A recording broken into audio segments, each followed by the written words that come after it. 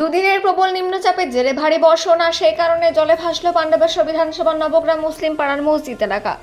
মসজিদের পাশে রয়েছে একটি আইসিডিএস কেন্দ্র আর দুদিনের বর্ষণের জেরে আইসিডিএস কেন্দ্রে প্রায় জলে ডোবার উপক্রম আর সেই কারণে আসেনি ছাত্রছাত্রী। দুশ্চিন্তায় আইসিডিএস কেন্দ্র দিদিমণিরা। অভিযোগ, দীর্ঘদিন ধরে নবগ্রাম এলাকায় একটু বৃষ্টি হলেই জলে ভাসে। চরম সমস্যা ভোগ করতে হয় গ্রামবাসীদের। বিশেষ করে নবগ্রামের মুসলিম পাড়া এলাকাটি নিচু স্থানে অবস্থিত বলে এলাকায় জল জমে যাওয়ার প্রবণতা অনেক বেশি। তাছাড়া এলাকায় নেই সঠিক নিকাশি নালার ব্যবস্থা।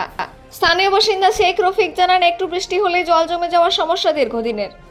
ফলে নালার জল রাস্তায় উঠে যাওয়ায় মসজিদে নামাজ পড়তে যাওয়া বন্ধ হয়েছে, কেননা নোংরা জলে পা দিয়ে নামাজ পড়া যায় না।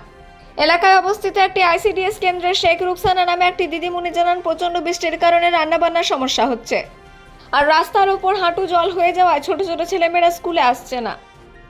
কবে হবে নবগ্রামের এই জল নিকাশি ব্যবস্থার সমাধান, সেই দিকে তাকিয়ে গ্রামবাসীরা। পাণ্ডবের সাথে কাজিত মেসা, রিপোর্ট নিউজে।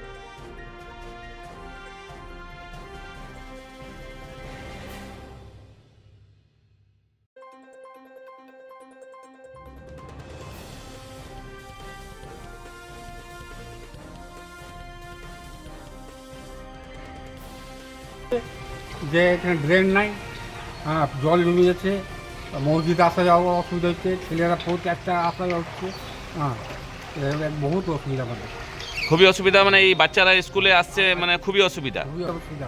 এই জল দিয়ে পেরে তো নামাজ হবে না আমাদের, নামাজও পড়তে যেতে পারছেন না। আচ্ছা, আপনার নাম? শেখ রফিক। সব আসতে পারছে না, রান্নার অসুবিধা হয়েছে, নামাজের সব কষ্ট হয়েছে। মানে বাচ্চারা স্কুলে পড়তে আসে এখানে? হ্যাঁ। আচ্ছা, তারপরে এই যে জলের জন্য আসতে পারছে না, আর এই রান্নার অসুবিধা হয়েছে। 55 জন, মানে 55 জন বাচ্চা আছে? হ্যাঁ। আচ্ছা, কত, মানে 55 জন? হ্যাঁ তা রান্নাতে খুবই অসুবিধা হচ্ছে? হ্যাঁ, এই পানি জল ভরে গেছে, ওই জন্য অসুবিধা হচ্ছে, রান্নার জন্য আসা যাওয়ার অসুবিধা হচ্ছে।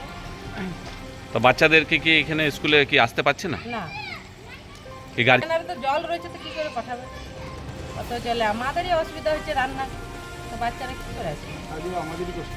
আপনার নাম? রূপসোনা।